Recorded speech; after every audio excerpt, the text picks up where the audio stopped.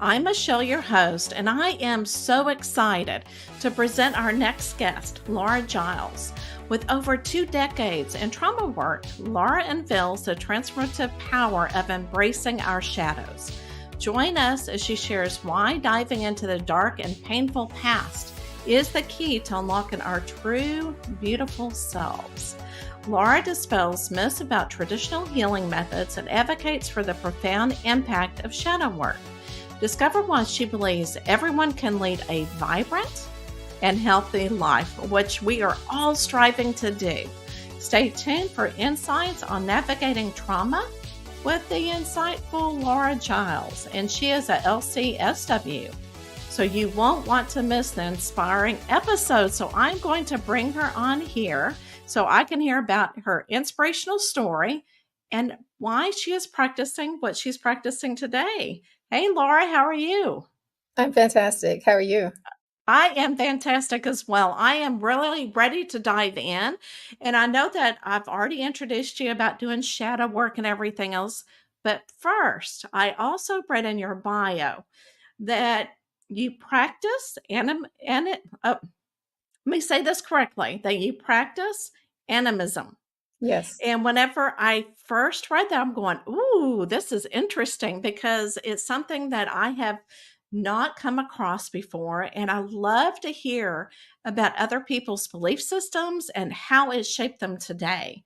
So can you tell us what this means and how you came about understanding it and practicing it in your life? Sure. So you probably have heard of it, but maybe not with that name.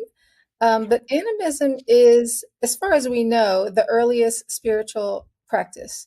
It's what Native Americans practiced, and that is a reverence of all things. Everything is connected, alive, and sacred. So that's it simply, but the way that each culture does it is different. It is varies by, where you live, what's the climate, what are the trees there, that kind of thing. What are your myths and history? And so I was born into this. My mother comes from an animist culture, so I grew up with it. It's just always been a part of my life. Oh, how interesting. It reminds me what you were talking about. It depends on where you live, is Mhm. how you practice it. And it's the same thing with any type of religion, because every church is different. If you go to one Methodist church and go to a different one, they may practice completely different vibe in their church. So you grew up with this. So how did it really shape your belief system and what you believe today? Well, on the outside, it didn't look a whole lot different because it is something that's really internal. And the older I get, the more I talk to people, the more that I see the answer to that. And it's really, I think, I've always had this profound connection to spirit and the spirit in all things. So even though I'm an LCSW and trauma worker, and loneliness is a normal human experience, I've never been lonely because I'm that connected to everything. And when you're that connected, you can't be lonely because you're not alone. And the connection to my ancestors, to so when someone dies, the grief is not the same. So my dog died this year, and it was really painful, and it was a loss. So I'm not saying that I don't experience grief, but it's not like when my grandfather died, who was really dear to me. I didn't experience that as a loss because he's still here. He's still with me. He's not here. I can't sit down and have a conversation or tea with him, but he's absolutely a part of me. And so I think that that makes my experience of life really different. Oh, I absolutely love that. And I love how you explained that you do experience grief, even though that it just means that you're really strong spiritually. And I absolutely love that because a lot of people, when they go through the grieving process, and we all do because we're human, they don't, like you said, our ancestors, our loved ones are still with us. Yeah. Even though we can't see them, sometimes we can feel them and we have them in our DNA. They're still a part of us. I absolutely love this. So, how did this shape you as what you're doing now whenever you're healing others of shadow work? So, how do you integrate your beliefs into your practice? I think we can't separate. our beliefs from who we are. If it's something that you're living, now if it's something Yeah. that you're practicing or something that you're giving lip service to, yeah, you can separate that. But this is part of how I live. So, for example, I've been conducting spiritual travel adventures for over 20 years as well. And I went to this one sacred site, and it was amazing.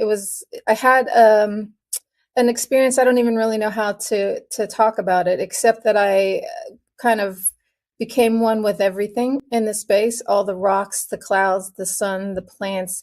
There was no separation between me and any of it. And I was everything, everything was me. It was absolutely timeless. And I was called to go there. So I'd been there once before, and I was called to come back, and it was like a call. I had to go. So as soon as I could get there, that's the first thing I did. Get off the plane, hopped over there, and I said to the rocks, I said, "Grandfathers, why have you called me here?" And the answer was, to show you don't have to be here to be here. And that's really the expression of quantum entanglement. So we have all of these physics, things that we know are true, and we don't live them. I think animism is the practice of living the science. I don't have to be there to be there because I've already been there. I've already touched the essence, and now I'm never separated from that. It's the same thing with my ancestors and any experience that I've ever had, any person that I've ever shared a moment with. So when I work, I tap into that aspect of people, and it's kind of like I'm you and you're me.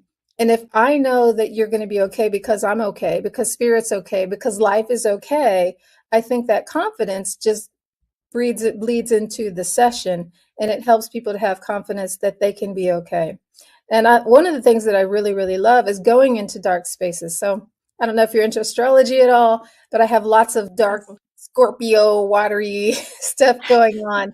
Neptune is a real strong influence. And so I like that. Where people don't like going, I love going there. I find it thrilling and adventurous. And so I'll take people there to show them that it's really not that scary. You have to go to those places to let stuff go, to grow, to evolve, to experience the fullness of yourself, because we are all light and dark. It's not like you're ever going to be absolutely illuminated and the darkness is gone. That's not the way that nature works. So I think embodying the truth of who we are is a way to be who we are. And all of that is healing. Oh, I love it. Now, whenever you are with a client, do you do energy work? You said about astrology, but do Mhm. you do energy work with them, or do you mainly ask them questions, or how do you dive into it?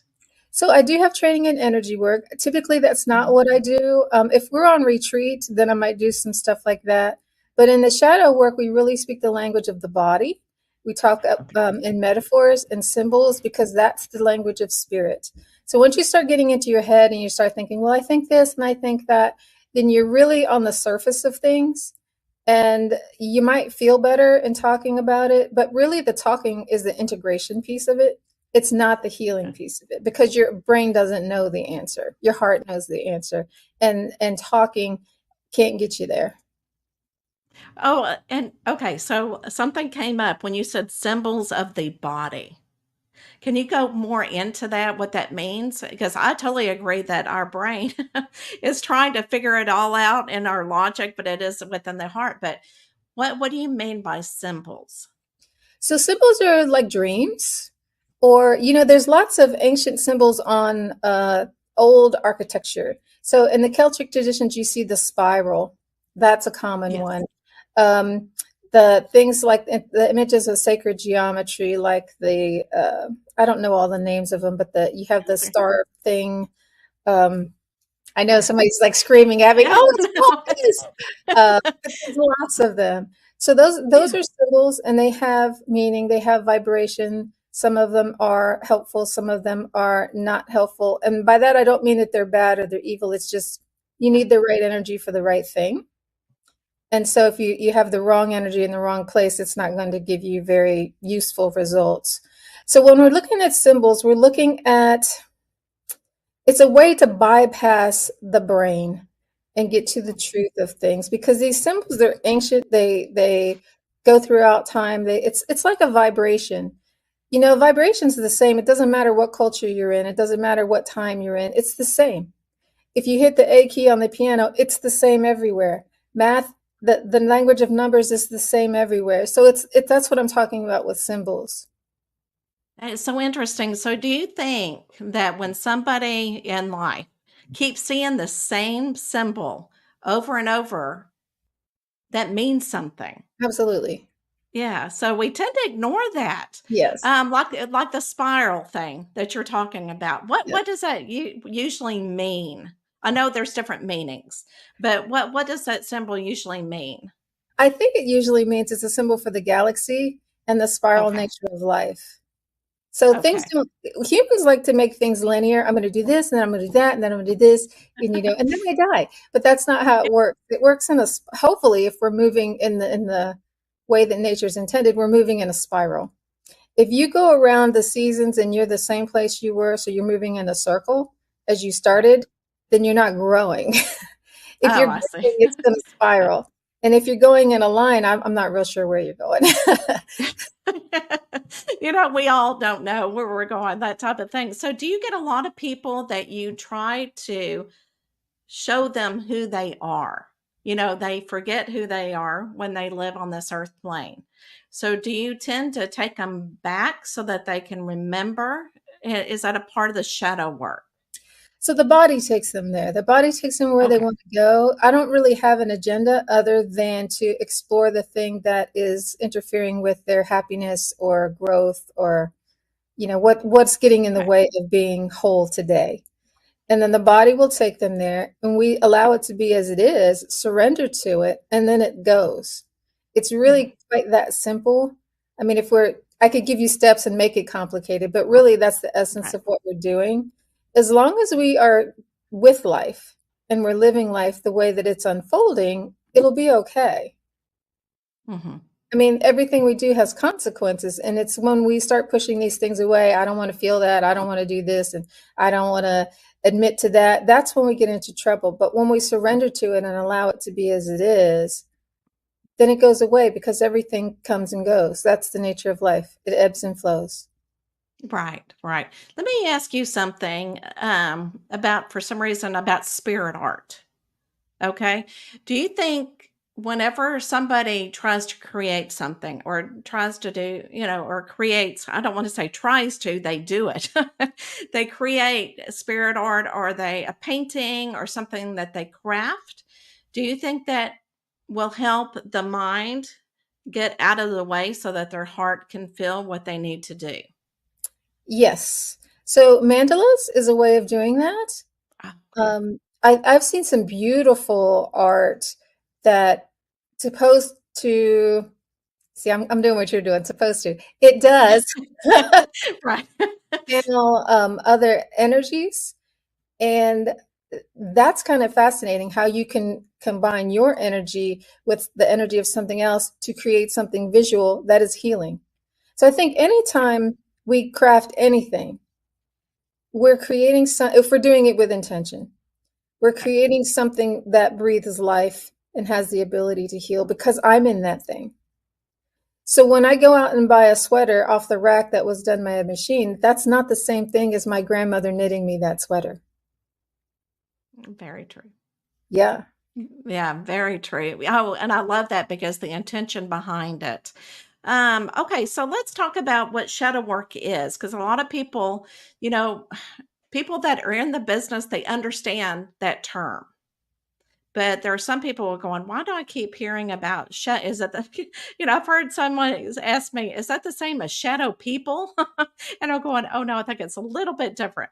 So can you explain what shadow work means? So I think there are some different definitions going on out there. Um, Right.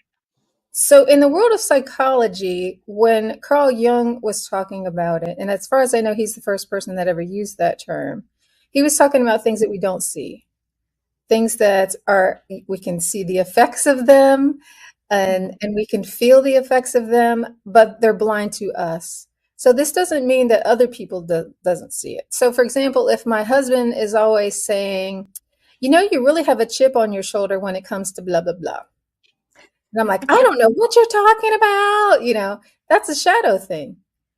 He's seeing something that I'm blind to. Now, why am I blind to this? It's probably because there's some shame attached to it. It's something that I can't accept about myself. So I have blinders on and I can't see it. It's really that simple. It's the stuff I don't see. So trauma could have happened a long time ago. So let's say that I'm 2 years old, I was in a fire, and it was really traumatizing, but I didn't have the language to talk about it. And so people think, oh, she's resilient. She doesn't remember that. She'll bounce back. Meanwhile, I'm feeling the effects of it in my body, and I can't really feel safe in the world. People don't know what's going on with me. It was a long time ago. That could be having a huge impact on how I function through the world in the day to day. And I have no idea. So a Right. lot of the shadow stuff can happen when we're pre-verbal. One of the things that I think a lot of people don't understand is that we do have memory. It's just not verbal memory because memory is stored throughout the body. So you can have kinesthetic memory. It's in your skin, it's in your eyes, it's in your heart, it's everywhere. So just because I don't remember something doesn't mean it didn't happen or that it's not impacting me.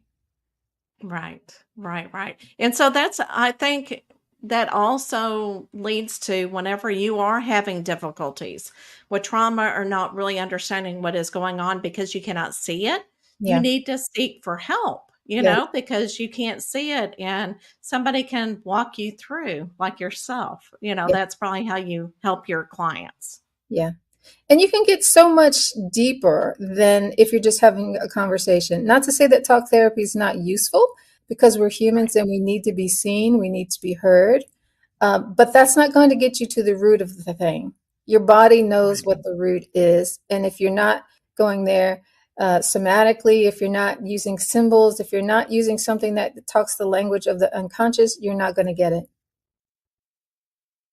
So how many gosh, and that just leads to there's so many people out there that don't know what is happening to them. Yeah. And that's probably like you said, we're probably seeing those cycles. They're not listening, they're not, and then they keep doing the same type of behavior Yeah. that gets them into trouble over and over. So I know that you see a lot of your clients, what is the number one thing that you keep seeing up in your clients? I wish there was a pattern.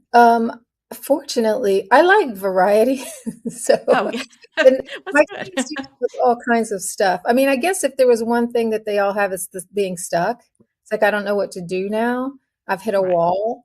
Other than that, what they come in with is really different stuff. And I love that you want to keep growing as a Yeah. profession yourself. Yes. And I think that because to me, a lot of the clients that I get, it's almost like they are very similar in energy. Uh, Because it's almost like spirit knows what I can work at the time. mhm. And it's probably the same thing with you. They go, okay, she's ready for this client that has a different a different situation. We're going to challenge her. Yeah. And so it challenges you. So that I love because you just keep learning that way. Yeah. So, is there anything else that you want to talk about the business of shadow work or that we did not talk about?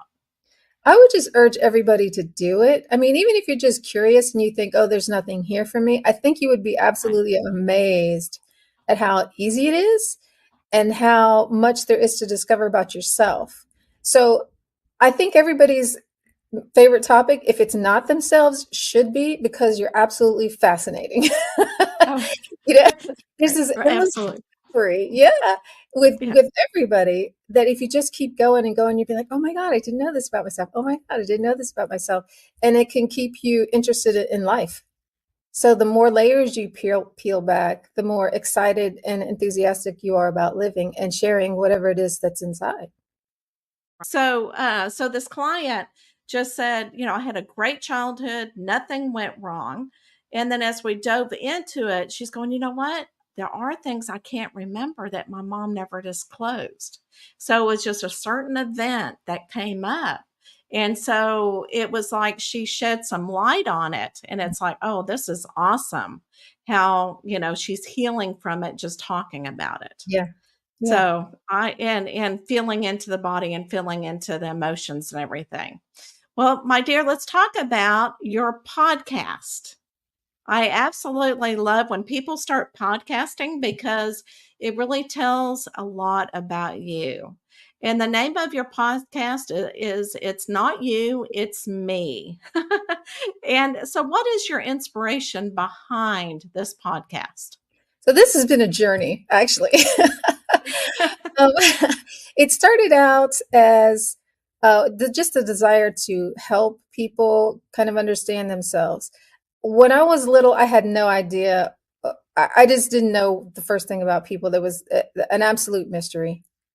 I was different in most ways, and people othered me a lot. I won't say that I used to say they bullied me, but I don't say that anymore because it wasn't about power and taking my power away. That did not happen. And it really wasn't about discrimination either, but it was othering. And I was made to feel very different.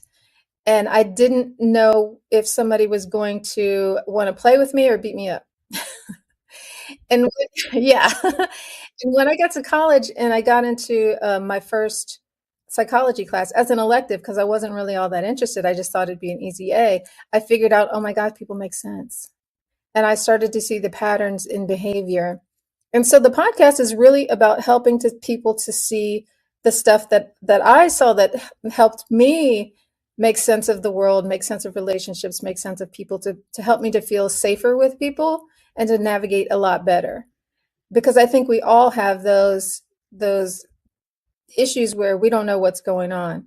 And I think the reason for it's different. Maybe I grew up in an alcoholic household, so this pattern is different from other people, and now I don't know how to navigate in other environments. Or maybe it was homelessness, or maybe whatever it was. There is a healthy way of doing things. There is a healthy way of seeing things. There are things we're blind to. So the podcast is about hopefully encouraging people to not say, well, it's just you. I'm going to give all the power to you. And if you change, then life will be better.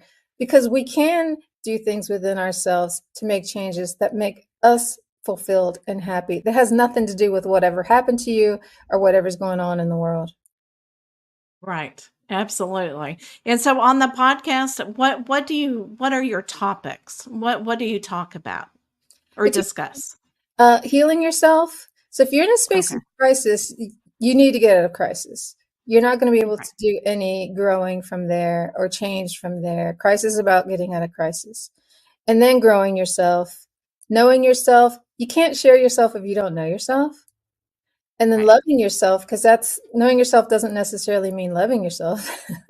Oh, And then right. sharing yourself. So it's really about the whole experience of being human. And so if anybody's stuck in any aspect of that, I think the podcast will have something to offer. Oh, that sounds wonderful. Absolutely wonderful. All right. So if somebody came to you and said, "You know what? I need some inspiration for today. I need some, here we're talking about words, not energy." So, what would you tell them to help uplift their spirits? Honestly, I would take it back to the nonverbal, and I would say something like go outside and watch the sunrise. Go outside and look at the stars. I can't be under the stars and not feel inspired. I can't be sitting on a surfboard in the ocean and not be inspired because it's so fantastic. And I'm a part of this thing. It just makes me feel a little fantastic too. Now I'm a teeny tiny in indescribably small speck of that, but I am a speck of that, and that makes me feel amazing. Oh, I love it. And that brings me to earlier you talked about the different energies that you can go to that sometimes call your name. Mhm. So where in the United States has the best energy? I know it's mainly for you because that's what pulled you in, but it may also pull other people in. Where can you go to increase that spirituality and also feel like one with the universe? So some of the popular places in the United States are going to be Mount Shasta, Sedona, Okay. Yes. the Bighorn Medicine Wheel, and Asheville. Everybody doesn't resonate with the same types of energy, so I can't say that this is going to be like somebody's wow spot, but Yeah. these are really good ones. And another one is Chaco Canyon. Okay. Now I've heard a lot about Sedona, Arizona, and I have not been there. And I think I need to put that on my bucket list. A lot of people enjoy Sedona. Actually, Sedona doesn't really resonate that much with me, but I mention it because a lot it does with a lot of people. For me, Right. it's more Canyon de Chelly, which is really close by. Yeah. Oh, interesting. And it's close to where you are. No, it's not. It's No. not close to where I am. It's close. Oh, okay. Oh, Sorry. oh, that's okay. I was going to say, wow, maybe you moved where you are because of the energy. Oh, there's a place nearby me though that a lot of people resonate with that, and that's Virginia Beach. So that's where Oh. Edgar Cayce did a lot of his work. I absolutely love this topic because I'm basically the same way as I have to live near water. Mm, And this could be in like a lake or a pond. And I've got surrounded, and I've been like that all my life. And it just, there's no coincidences, but yeah, I've always lived near water and I used to be what they would call me a fish, when I was younger, I was a competitive swimmer, and yes, so water always has that just enlightenment and joy for me. And now I don't go in the water. I just like to watch. Like you said, I like to watch the nature. I like to watch the ducks. I like to watch the fish. And I think more people need to do that because people get so caught up with technology yeah, in that busyness in their life. They need to look at spirituality, what they need to do to slow down. yeah, And nature is one of them. for sure. Are you ready for the last question, which is on a wheel? Yeah. Okay, let me bring it on. And I always to explain to everybody, I was in education. This brings the childhood, energy from me. So let's go ahead and spin it and see what question you have.